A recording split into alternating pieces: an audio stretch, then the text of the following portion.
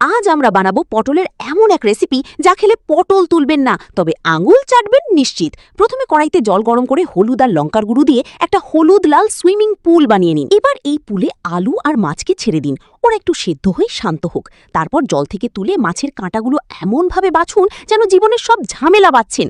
মাছ মাখা আর আলু থ্যাতলানো আজ সব রাগ মেটানোর মোক্ষম সুযোগ। এবার গাজর, ধনেপাতা আর সব মশলা দিয়ে একটা রাজকীয় পুর বানিয়ে নিন। পটলের ভেতর থেকে দানা বের করে ঘর খালি করুন, কারণ এখন ওখানে মাছ আলু নতুন ভাড়াটে ঢুকবে। এবার পটলগুলো তেলে ছাড়ার পালা, কিন্তু সাবধান, পটলগুলো যখন ভাজা হচ্ছে, ওরে বাবা, পটলের বোমা ফেটে গরম তেল সোজা ছিলের হাতে। ক্যামেরায় ছিলের দিকে তাকিয়ে, সরি বাবা, রান্নায় একটু রক্তঘাম বা তেল না ঝরলে কি আর স্বাদ হয়? তেলে গরম মশলা আর কারি পাতার ফোড়ন দিন, তারপর পেঁয়াজ, আদা, রসুন আর টমেটোর পেস্ট দিয়ে এমনভাবে কষান যেন পাশের বাড়ির লোকও গন্ধ পেয়ে চলে আসে। মশলা কষানো মানেই ধৈর্য পরীক্ষা। মশলা কষি তেল ছাড়লে তাতে ফিটানো টক দই দিয়ে দিন। এবার ভাজা পটলগুলো দিয়ে 5 মিনিটের জন্য ওদের একটু একা থাকতে দিন ঢাকনা দিয়ে। 5 মিনিট পর ঢাকনা খুললেই দেখবেন অপূর্ব।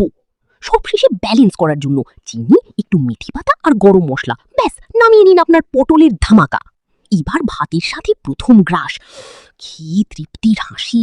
সত্যি বলছি বন্ধুরা, বিশ্বাস করুন আর নাই করুন, টেস্টটা ছিল একদম স্বর্গীয়। ছেলের হাতের ছ্যাঁকাটা আজ সার্থক।